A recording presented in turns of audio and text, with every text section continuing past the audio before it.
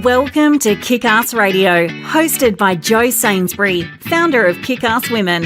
Join Jo over the next hour as she shares stories and conversations that are both inspiring and empowering.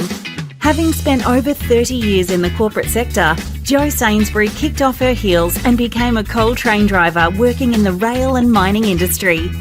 It has been her goal ever since to empower and support women who are considering a career change into an industry role, making the transition as smooth as possible. Jo is a walking, talking success story of how taking the plunge into industry can open up a world of opportunity. And you can do it too. If you're a woman working in industry or considering a career change, this is the radio station for you. Let's get into this episode of Kickass Radio. Hey there, Glow Getters. Welcome to the Kickass Radio Show. Am I excited for today's show? You bet your kick-ass I am. Do you have the desire to capture your life story in a memoir or an autobiography to encourage and inspire others, or maybe to preserve your memories for loved ones? Or do you have a great idea for a non-fiction book that you believe can make a real difference in our lives or in our world? However, do you lack the time, the writing experience, or the needed perspective to plan, develop, and execute the writing of a quality book yourself? If you've been struggling to write a book, a blog post, or anything else involving words, then your solution might be to hire a ghostwriter. Now, it is Halloween this weekend, and how ironic, today on the show we're talking about ghosts. But no, not ghostwriting isn't Casper the Friendly Ghost churning out blog posts on a daily basis. But you may have heard or you hear this term all the time in different industries. So what is ghostwriting? Why does it matter? Today on the show, we're going to be answering these questions and explaining the benefits of hiring one yourself. We are going to get the goods on how you can accomplish this with a little help from our guest, Roxanne McCarty-OKane, an accredited journalist and an accomplished ghostwriter. So let's see if we can get her to lift the veil on this mysterious profession and discuss the process behind all the amazing and the globally acclaimed content under her accomplished belt. Roxanne knows how to captivate audiences through the raw power of storytelling. Now, Roxanne McCarty-OKane is a ghostwriter and a writing mentor who works closely with aspiring authors to empower them to stand up and become the change makers they dream to be through authorship. Storytelling has been Roxanne's bread and butter for the past 14 years, with a long career in journalist in both print and online mediums before transferring her skill sets into non-fiction book creation. Her emphasis on connection to her authors and honouring the uniqueness of their stories has seen her recognised as the 2021 Sunshine Coast Businesswomen's Network Small Businesswoman of the Year in September, and as well as been a finalist in previous years in the Australian My Business Awards and the Australian Small Business Awards. Now, that's a mouthful. Ghostwriting collaborations are often as rewarding for the ghostwriter as they are for the person hiring them, and have helped a wide array of people fulfil publishing goals that they could previously only have dreamed of. So should you have a story that needs telling but require a little help along the way, stay tuned and tap into this invaluable service and information that Roxanne's going to share with us. So with all that fresh in your mind, let's dig a little deeper and delve into the world of ghostwriters. You are listening to the Kickass Radio Show Kickstart, where we talk about all things women working in non-traditional roles. And I tell you how it is. I'm your host, Jo Sainsbury, the Glow Getter. I hope we can keep you in good company over the coming hour. A huge shout out to all the women working out on track and on site today, all over the globe. Stay safe and have a fantastic day or night shift. And this might also be a good time for a trigger warning that today's show may and does contain some adult language. Okay, let's get into it. Okay, we've got you, Roxanne? Yes. Oh, hello. Welcome to the show. How are you? Wonderful. Thank you so much for having me on, Jo. You've got me all pumped up from that intro. It sounds like it's going to be a great chat today. It will be. And firstly, thank you for coming on to the show and for sharing this invaluable information with us today. I know you're super busy, but also know we're all going to learn a lot and enjoy your company today.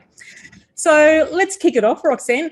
Tell us a little bit about yourself first up, and what led you to decide to pursue a career as a journalist and now as a ghostwriter? Yeah, so it's not quite as an exciting as a journey as yours was, Joe, getting into your particular industry. But I guess I got my first taste for the media when I was a youngster in New Zealand. That's where I grew up. My first job ever was as a newspaper delivery girl. So I got to chuck on that awesome yellow PVC satchel and brave the howling winds and the rain, as is the weather of New In Zealand, New to make Zealand? sure everyone, yeah, to make sure everyone got their daily news. So I guess that was my first chance to get an exposure to the media itself and to get a feel for, and have a bit of a read through the daily editions and what was in the headlines and who were the newsmakers. And I guess it kind of sparked a bit of a passion for me early on. I was also a bookworm, so I was the kid that was always hiding under the covers with the torch when you were supposed to be sleeping, just because I couldn't put, the Babysitters Club down or whatever it was at the time. So the written word had always been very interesting to me. I did digress when I moved over to Australia. So we did relocate here in, I think it might have been 98. I lose track of time. And we had the Australian Defence Force Academy visit us at high school, and I got all excited about being an air traffic controller in the Air Force, and kind of went on that path for a while. But long story short, essentially because I was an asthmatic, I was ruled out of that. Oh, okay. So I came back to writing and studied journalism and haven't looked back. So I really love telling people stories, and being able to write for both community and major newspapers really helped to spark that in me. And I became known as the fluff girl. So I was always, sent out to things, and I would find out, who was there and why they were there and why this was so exciting, and just really the human element of things. And yeah, that was just my jam from the get-go. So, I was never fighting for police rounds or court or anything like that. It was all about the people for me. And Warm and fuzzy. yes, that's it. Yeah. I mean, not necessarily, sometimes there's tragedies involved, and, being in a position to help people to feel comfortable with sharing those parts of themselves as well. So I joke I could have been a counsellor in another life, just the same sort of skill sets that are required. Hearing all these and listening to the stories, yeah, definitely. That's it, yeah, and just making people feel comfortable to be able to open up as well is such a huge thing. So yes, I was in journalism for 14 years now. I still dabble. But my main focus, as you said, is very much on non-fiction books. And I guess that was a bit of a leap of faith. So I'd been a journalist for so many years, and, the news cycle can get a bit repetitive sometimes. And I just felt like there was something more. So I was freelancing for a while for some magazines here on the Sunshine Coast and online platforms as well. But yeah, just books always interested me, and I thought I'll just give it a go. And yeah, it's turned into an award-winning business, which is really incredible. So feeling very fortunate. It is. So congratulations. And it is quite a formidable story therein with your career and what you've created and accomplished. And you should be congratulated on all your achievements. You've definitely diversified your pathway in journalism and the associated authorship. And you've set a great example of just what is achievable within all realms of journalism and writing. So yes, congratulations for that. Thank you. Now, and being an avid book reader, I think we all have that, like, as you said, being caught under the covers. So I was Nancy Drew and Trixie Belden back then. So yes, always had my head in the book, and still love books, absolutely, and still prefer to hold the book in my hand rather than read the electronic version. So that's Absolutely. something I always definitely love to do, is hold the book in my hand. So when we talk about ghostwriting, it seems really exciting, but can we get to the basics first and get it clear? What actually is ghostwriting, and what do you do with it? Yeah, absolutely. So as you mentioned in your introduction, ghostwriting is actually across quite a lot of platforms. So, in music, you would see people who write songs and then they hand it over to like a Britney Spears or a Justin Timberlake, and they make it into an international hit by performing it. So in the same sense, when you're talking about books, it's the same thing. So ghostwriters do step in. We fly under the radar like a bit of a secret society, and we help people who have have really powerful stories, but they just don't know quite how to communicate it on the pages of a book. So essentially the ghostwriter, and what I view my role is to step in, like this person already has this amazing story to tell or some lived experience to share, but they don't quite know, like there's a disconnect between their thoughts and how it comes out on the page. How to write it out, maybe. Yeah, that's the skill set that I have. So I can step in and take all of that amazing information and stories and present it in a manuscript format. So essentially we're doing all the heavy lifting, all of the writing, and then the person we're working with presents that to the world as their work. So yeah, that's it in a nutshell. And that's right. And ghostwriting sounds like it typically is a very invisible process. And that's, I suppose, that's how it's got its name. But that's like when you said, the writer creates music, lyrics, a manuscript, you write blog posts, books, memoirs on behalf of another person. So I'll go back to that. My take on ghostwriting in a nutshell then, ghostwriters are write for someone else, and depending on the job, they'll write either under their client's name, or can you be credited as a collaborator for writing as a ghostwriter, or is it always untitled or unnamed? Yeah, so essentially that's a negotiation you have with each person that you work with. So I call them aspiring authors. So every time I start working with a new aspiring author, we straight up, one of the first things we do is sign a non-disclosure agreement. So what that means is that, if I tell anyone that I've worked with this person, I have to sell my house to pay for the legal fees, right? So it's all under lock and key. And I do it that way because then it's up to the aspiring author whether or not they choose to disclose that I've worked with them. So basically my lips are sealed while we're working together and into the future, and it's up to them whether or not they publicly A, say that I've written the book for them, or B, they might put a little acknowledgement, in the back of the book. Usually it's not to say that I've been a ghostwriter, it's more like thank you for helping my story. And that's a great acknowledgement, to be able just to have that little bit of acknowledgement to that you contributed in some way. But and being a ghostwriter, like you do more than write. You are, in some ways, you're a writer, a researcher, an agent, and a publisher all in one, aren't you? So. Yeah, well, not quite the last bit. I did dabble in publishing, but obviously, as you would know, having gone through the process yourself, it's a whole other beast. So I've decided to stick very much to writing, which is obviously my skill set, and that's where my superpower is. So, and you said, you've always had a passion for writing, and it's proven that that's your bread and butter, and you do a very good job, and it's definitely shining through. So thank you. That's good. And as a published author myself, I feel such strong ownership of my stories and of what I write. I think it'd be very hard for me to let someone else publish those stories with their name on it. So do you struggle with that at all?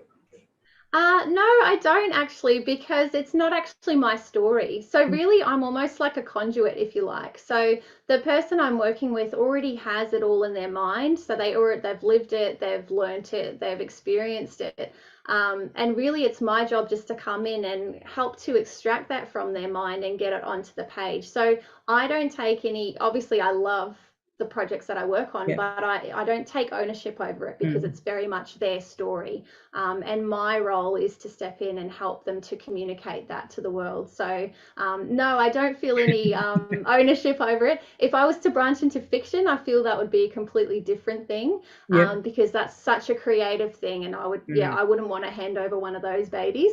But non-fiction, it really is their IP and their story. So I'm just the helper, if you like. And with fiction, it blows my mind how people's imaginations are so absolutely out there. You look at J.K. Rowling and Harry Potter. How the hell does your imagination create all those characters, the language and the storylines?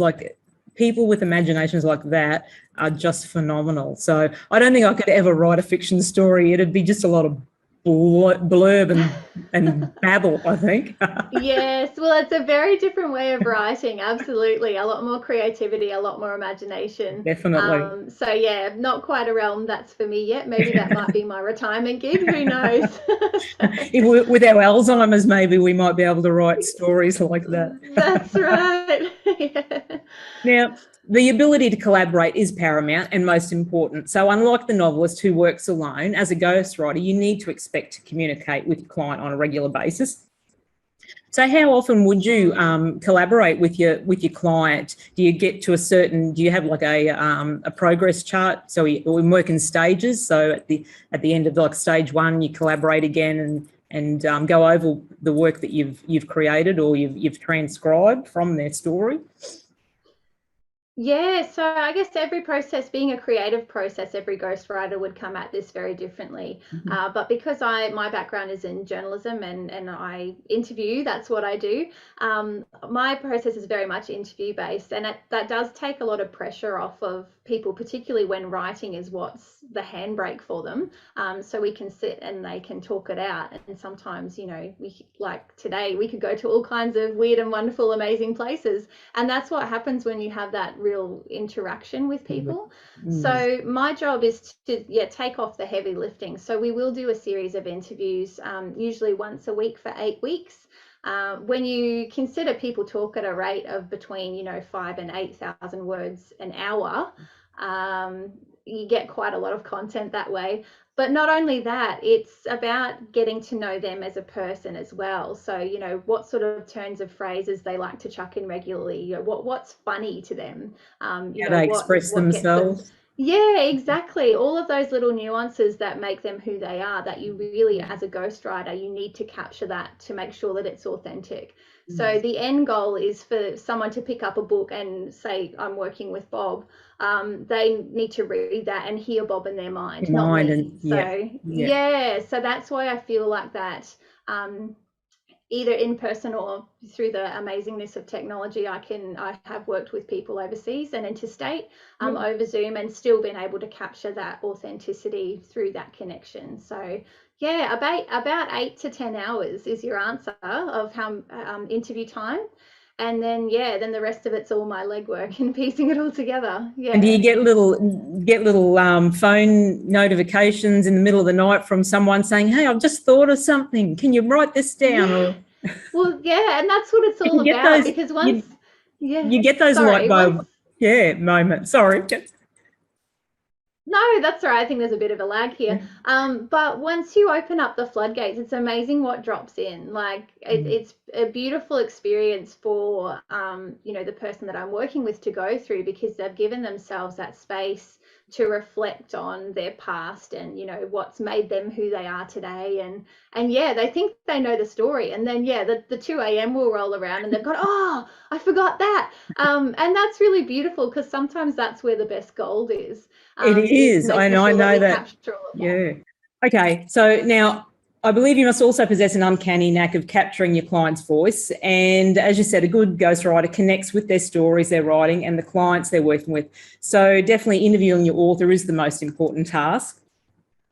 And like an hour's long interview can make up an entire chapter in a non-fiction book. And the better your questions, I suppose, and the more you can draw out of your client about their story and the content during that interview process, the easier the actual writing becomes. So, yes, that's it's. So if you say you're interviewing, say, 8 to 9 hours, so what's that in your time to actually put that into words? That's an interesting question. Because conversation does ebb and flow and we go off on tangents and, you're having those insights as you're speaking. Quite often, you think you know what you're going to respond, but then, the universe intervenes and something else comes out of your mouth, which can be a lot more interesting and exciting. Really that is where the bulk of the time comes in, is when I've got those transcriptions of the interviews and I now need to piece it all together. So not only in a way that brings the content together, but in a way that flows and that's engaging for the reader. Because at the end of the day, it's one thing to publish a book, but it's another entirely to actually connect with the people that the author's wanting to reach, and make sure that message is landing, and that they're understanding everything. So that's where all of the crafting comes into play, and that can take a couple of months on its own. So, hey Glow Getters, have you heard about Kickass Women? Founded by Jo Sainsbury, Kickass Women is dedicated to empowering and supporting women who are considering a career change into an industry role. Visit our brand new website at www.kickasswomen.com.au or follow Kickass Women on Facebook and LinkedIn today to keep up to date with all things Kickass Women and the incredible opportunities and content we have for you. See you there, Glow Getters. Leading into my next question. So I know you've got a passion, and it's all about authentic storytelling. So we've probably touched on this a little bit, but let's talk about authentic storytelling now, and how you can actually transform yourself and or your business by writing a book. So how do you draw a story out of your clients, and what's involved in that process, so that they can actually boost their business, say, by telling their story? Yeah, absolutely. And it's about getting very clear at the outset about what their purpose is for writing a book. So, for some people, you mentioned earlier on, it's about a legacy document. So it's about making sure they capture their life story for posterity and for their family, to hand down through the generations.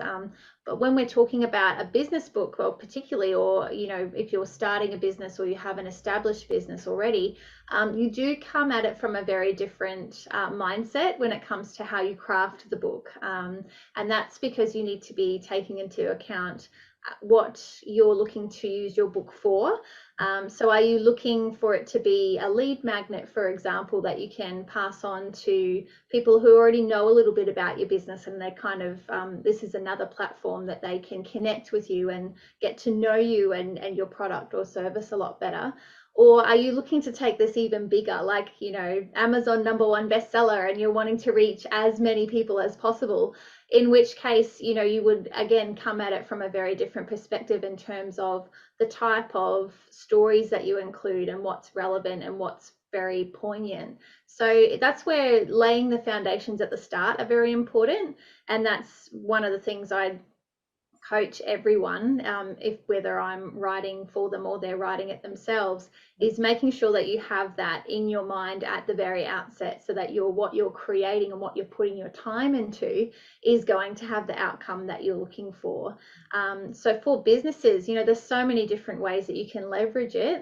You've done quite a few of them yourself, so you're old hat at this. So. No, and speaking from experience, I know only too well how writing a book, it is a huge opportunity to boost your business, and it's a great marketing tool. So sorry, continue. Yeah. Absolutely. Yeah. So whether it's a lead magnet type thing, whether it's establishing you as an expert in your industry or in your area of expertise, giving you that credibility piece, which can lead to, speaking opportunities, whether you're going to present at other people's events, or maybe a keynote speaker at major events, maybe even hosting your own. There's so many different ways that you can take it forward. And when you have that credibility piece behind you, and you become known as the go-to person, if you like, on your book topic or your industry, you're then able to leverage off any media coverage, because they'll be coming to you to comment on, certain things that are going on or events that are happening, and you're the person that springs to mind. So you can now leverage off of that media coverage as well. So it's a lovely, beautiful, you can create a wonderful ripple effect if you're so inclined. And it's about thinking about authorship as being a lot more than just selling books. So you can make money from selling books, $24.95, $29.99, whatever it is for a book. But if you can then, use that book to get, a keynote speaking gig that's paying you $5,000, Business, or you're getting you're now mentoring. You're now mentoring people or coaching people, and you're getting income from that, or selling products. to help people with whatever it is that you've shared in your book. That's the way that you can make some really good money from becoming an author. So a lot of people get anchored into just book sales, but it's so much more than that. Well, it is so much more than that. And as we said, they are such a good leveraging tool for your business, whether it's a product-based or service-based business, because the opportunities are just limitless. Once one gets presented to you, it's just a flow-on effect. It is a really good opportunity. And if anyone is in business and they want to progress their businesses, it is an ideal marketing tool. That's right. So with being a ghostwriter, what good points do you need to have? Like if someone was aspiring to be, if they say they like writing and they've got good writing skills and thought, oh, I might take this on, what do they need to do to actually be an aspiring ghostwriter? Oh, as a profession. Oh, Yeah. okay. Well, you've got to love it because it's a lot of work that goes into every single project, no matter what the size. Like even if, a 30,000 word book compared to a 70,000 word book, they all take a lot of work. You've just got to really love it and be prepared, particularly for a ghostwriter, to, step into someone else's world wholly and fully, and know that, while you could say something better, if that's not how they would communicate it, then you've got to kind of let go of that control, if you like. So we're there to kind of polish up the way that people communicate and, translate verbal communication to written language, because there is a difference. Yep. How we read is very different to how we speak. Just being prepared to let go of any need for acknowledgement for any work that you've done, just jump in wholly to supporting that person. So just having that passion to see this person's story come out into the real world is super important. Yeah, being a good writer is also very very good tool to have in your toolkit as well. So a lot of experience is great. And you just prompted me there before when you said like a 50,000 word. I can remember reading something about a word count, and like I hate word count. I hate being restricted to a word count. It drives me crazy because I can't contain it. What I want to say is more than the word count, by about 300 or 500 words. So when you get an opportunity to, as you say, express it in a 50,000 or 70,000 word count, well, hello, that's my world. Yeah. Well, as a journalist, I was a chronic overwriter, so I was an editor's nightmare. They would be like, Roxy, this is too big, and then they'd have to chop it back.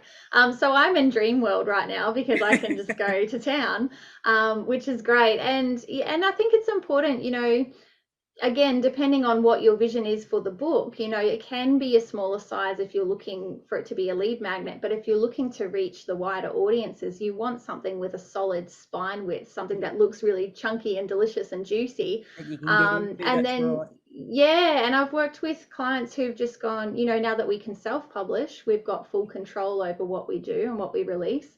And she just decided, no, I'm not even going to cut anything, and she released a 640-page book because that's what she was called to do. And and it's beautiful, like you don't get bored. It's not everything is in its place and has a purpose, but she just couldn't bring herself to cut it. So there's so many different ways you can go about it, for sure. And you don't need Absolutely. Yeah. So you don't need to restrict yourself unnecessarily.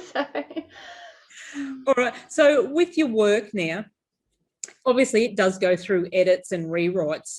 Do you work with an editor, or do you actually do that yourself? Or do the owners just take the content and go themselves? Yeah, so I have a review process with the clients. So they have a lot of trust in me, which I'm super grateful for, because I will actually not let them look at anything until the first draft is done. Yep. There are ghostwriters who will, do it chapter by chapter and all that sort of stuff. But I found that because it's such a creative process and everything's always evolving, quite often I won't write the first and last chapters until the end, so it doesn't make sense when you're, but once I've got the content and I know the gist of the story and where it's going and where I want to take the reader, then I'll write the first parts of the book. So it's important that the author sees it in its entirety and how I intend it to be. But even though I've been doing this for so many years, you can't nail it on the first draft. No, you just can't. that's right. I'm glad you had a language disclaimer at the start of this, because in the industry it is literally called the shitty first draft. So yeah, like even international bestsellers will do 4, 5, 6 drafts. That's it. I work with clients so that I give them the full draft to look at, and then they can pick it to pieces, get the red pen out, go to town, because it's all about them. Again, it's not about me, and I want to make sure that they're feeling really connected with the story as it's presented. And then we'll get together and have a big powwow about it all. And, again, they might have a few 2 a.m. aha moments and, we didn't cover that. That needs to go in there. Or, I really hate how this is done. Let's rejig that. Like, nothing's off the table because it's all about them.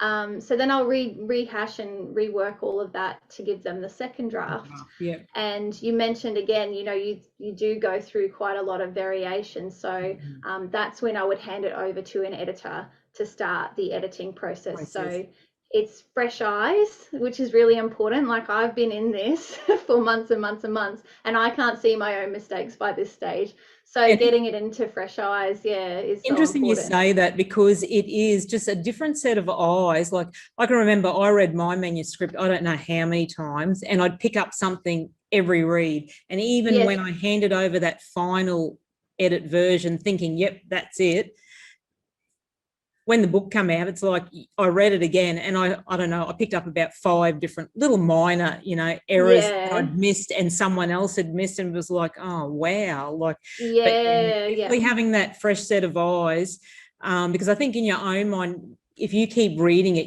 what's ahead because you've read it that many times, you've written it, and you kind of glaze over that. But definitely having a fresh set of eyes to read through it is a key. Yeah, definitely. Yeah, absolutely. And it's crucial, as you know, to the publishing process as well, to get those experts who, like, that's what their jam is. So they're like fully honed, and they can see mistakes a mile away that I've just gone, that's perfectly fine, and then they'll pick up 10 in a page. But that's why they're awesome at what they do. So so it's very important to make sure that you factor in I would say a couple of rounds of editing drafts, before you go to print. Definitely. So with your ghostwriting, what's your biggest obstacle to writing, and how do you overcome it? Do you ever get your writer's block? Do you have to walk away? Me personally? Yeah. That's an interesting one. So I guess for everyone, because it's a creative process, it's hard to be on all the time.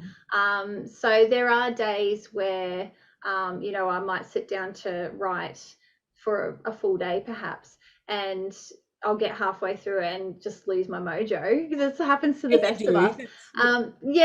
But what I encourage other people to do as well is not to beat yourself up over that, because like I said, it's hard to be on all the time. So when you're feeling like the flow's just not happening, or you're just kind of maybe over a particular section, see if there's another part of the book that's grabbing your attention. Like maybe you're just being drawn to a different chapter, or if you're really not feeling like writing at all, what else can I do to progress this a little bit more? Like, rather than procrastinating, progress beats procrastination every single time. So even if it's like, I know that I needed to research about that, so I'll just go into thought process rather than creative process, and get some of that research done so I can fill in that blank later. So it's looking at other ways you can take steps to progress the project, if the creativity is just a little bit stunted or not quite flowing. But I'll get up and have a dance, I'll light a candle, like whatever it takes. And if it's just not happening, then I'll just go for how can I progress this. And I totally agree with you there, because that's what I try to do, is typically change up your routine, and staying productive. It can be a challenge, but that's where you need to get candid. And as you say, progress to other avenues, do research, do follow up, get outside, and the creativity flows in the most unexpected moments and times. And as we said, take a break, step away from it, and go and mow the lawn or something, because it'll be when you're mowing the lawn you'll think, oh, that's what I wanted to say. And that's it. Then you have to run back inside and write it down before you forget it. That's right. Well, always have a notebook on you, or your phone, because you can voice memo yourself. The phone notes are chock-a-block. But that's exactly right. So what's next for you? What are you currently working on? Are you actually writing a book of your own? Oh, interesting. I do get asked that a lot. It's funny that I am actually writing a book of my own, and it is about writing books, funnily enough. I've called it the Phoenix Phenomenon, so it has that tie-in to my interview series as well. And because I feel that the process of authorship is so transformational, it's like the phoenix, so there's and I like a bit of alliteration. So there's lots of goodness going on in there. But the funny thing is that I've just been so under the pump with writing other people's stories that it's been hard to find that time to dedicate to my own book. So before the end of the year, I am wrapping up a manuscript with a Vietnam veteran and also a rare cancer survivor. So I'm very excited about both of those books. And over the Christmas period, I'm hoping to be ducking into the writing cave to get some of my manuscript together. So I'm about a third of the way through, and I've got my structure there. So it's now just dedicating the time to flesh that all out and make it brilliant, which is the exciting part. And it will be brilliant. Yes. Yeah, thank you. And then next year, just continuing with writing workshops. So I actually have done some this month, and they were fully booked, which is really exciting. That's excellent. So diving into it again in February next year for people who are getting the new year, new vibe, channel all of that energy that's been building up over the festive season and give it some direction. So that's going to be pretty exciting. I'm sure there would be lots of stories from, everyone that's been in lockdown, and particularly what have they got to share? They've probably got some fantastic stories that that they can use as a creative outflow. Get rid of all that vented up angst that they've had, and we could see some fantastic stories come out of COVID and lockdown. Yeah, absolutely. so many, and it's funny you mentioned that specifically, because I was writing a book, or am writing a book, with a client this year about her fertility journey, and she's now having baby number 2 through COVID.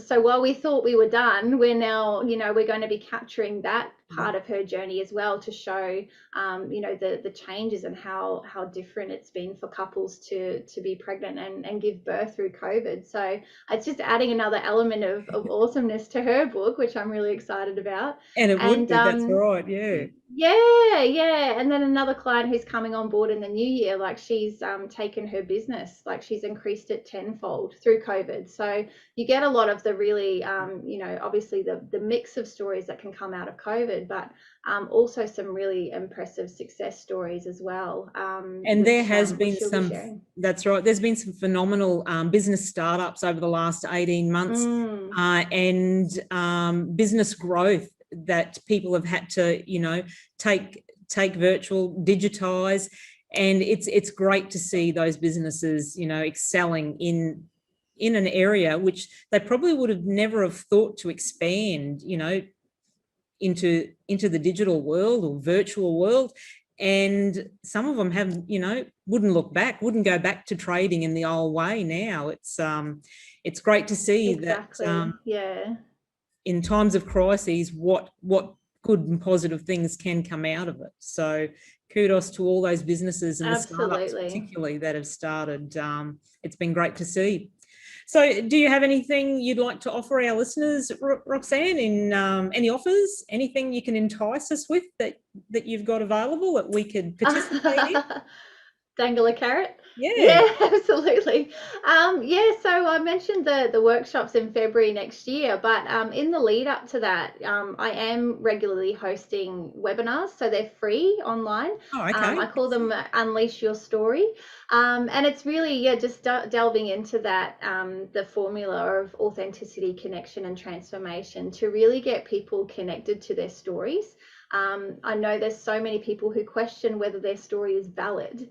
Like, do I actually have something worth sharing? And, they'll rattle off a few things and it's mind blowing. So just to see the value in the story that you have. And then, obviously the workshop's kicking off in early February next year. So I do have one. I just realized the date. February 2nd, 2022. So it's 2222, which is awesome.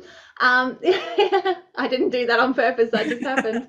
And that's online. So that can, anyone can dial into that and get stuck in for a full day and get your structure done. That's kind of like the next step for people who they've decided, yep, I'm going to write. Maybe I might just need a little bit of guidance to get me started. And so all of that's on my website that you can head to, which is just roxannewriter.com. And all of the tabs there to make bookings or to give me a hoy if you have more questions. Yeah. Well, we'll definitely put the links up under our show notes. And I'd like to say thanks, Roxanne. It's been a great conversation and one that has certainly enlightened us on the role of a ghostwriter and how you can showcase your creativity under the veil of intrigue and glow in the darkness of ghostwriting. We'll definitely put your links up on the show notes for anyone wanting to reach out to you. And if you have yourself an inkling or an idea for a book, definitely reach out to Roxanne and get her to help you out. And we wish you all the best, Roxanne. Take care and stay safe. And we will talk to you again early in the new year to see how it's all progressing, and particularly your own book. We'd like to hear about that. So it's always good to have some accountability. Thank you. It is. And as we say, and we all know, everyone has a story to share. And even if your story helps just one person in the whole wide world, that's the story to share, because there is always someone out there looking for that little bit of positivity, reinforcement, support. And yes, everyone has a story to share. So get out there and write those books. Okay, thanks, Roxanne, for joining us on Kickass Radio. We'll talk to you again early in the new year. Wonderful. Thanks so much, Jo. Hi, Glow Getters. We're Brenjo's Earth Moving, a professional earth moving business specialising in a range of infrastructure works across a variety of industries, located in Mackay, Queensland. Here at Brenjo's, we're a family-owned company backed by an incredible team. We've seen firsthand the incredible benefits that come from promoting and supporting a diverse workplace. We're so proud to be sponsoring Kickass Radio and Kickass Women's Mission to support women entering into non-traditional roles and careers. Okay, now what a great conversation that was. And I hope you've all learnt a little bit about the ability that you have to share your story and use the resources and the services of a ghostwriter such as Roxanne. So our affirmation for the week, and it comes from Roxanne in her words. She says, speak with integrity. Say only what you mean. Avoid using the word to speak against yourself or to gossip about others. Use the power of your word in the direction of truth and love. Now, this is from the 4 agreements, and these agreements are 1, use your words impeccably. 2, don't take anything personally. 3, don't make assumptions. And 4, always do your best. Now, the 4 agreements is based on beliefs in Mexican indigenous Toltec culture. And Toltec law has it that 3,000 years ago, a human studying to be a medicine man awoke to the soul-altering realization that he was made of light and stars, and he existed in between those stars. Now, he called the stars the tonal and the light between the stars the nagal. He realized that life is what creates the harmony between the two. Life is the force of the creator. So there's a little bit of spirituality for you. Okay, then. That's it, guys. I do hope you've enjoyed our show and our guest. A very big special thank you to Roxanne McCarty-OKane for sharing so much of this newfound and invaluable information with us. And I hope you found it inspiring. And maybe you will all consider taking up writing. Now, that's a fantastic creative idea. Ghostwriting is all about helping others convey their message in their own voice. As a successful journalist and book ghostwriter, Roxanne has been assisting clients in bringing books into the world, and she is passionate about what she does. People of all backgrounds and all ages entrust her with writing about the most meaningful stories of their lives, as we said, in memoirs or their businesses. And Roxanne is also privileged to ghostwrite books that help people improve the quality of other people's lives. And she has the professional skills, the hands-on experience, and the diverse life perspective to quickly grasp the essence of what your book can be and to tap into the heart and soul of your unique voice and message. As always, I really appreciate you guys giving me your time to listen to this radio show. You can find more information on the episode and Roxanne McCarty-OKane in the show notes, and links to her website and her offers on our social media pages. Be sure to tune in again next week, where we're getting to know a little bit more about our aging process that does not get spoken out loud too much, but it's a conversation all women need to be included in and their voices heard. We are going to be chatting to Sandy Davies of Happy Pause in relation to menopause. Reach out to me and follow me on Kickass Women or Joe Sainsbury social media pages if you haven't already. And be sure to subscribe to the podcast and get the latest episodes sent directly to you. Well, that's it for today's show. Thanks for your company and for listening to Kickass Radio. It's not goodbye, but see you later. Stay safe and well. Go crush it. Keep in touch. Pause comms. Go on, get your glow on. Become a glow getter. See you next week. Thanks for tuning in to another episode of Kickass Radio, where we kick goals and deliver empowering conversations for women. Want to hear more from Kickass Women and Joe Sainsbury? Visit the Kickass Women website or follow Kickass Women on Facebook, LinkedIn and Instagram. See you on the next episode of Kickass Radio.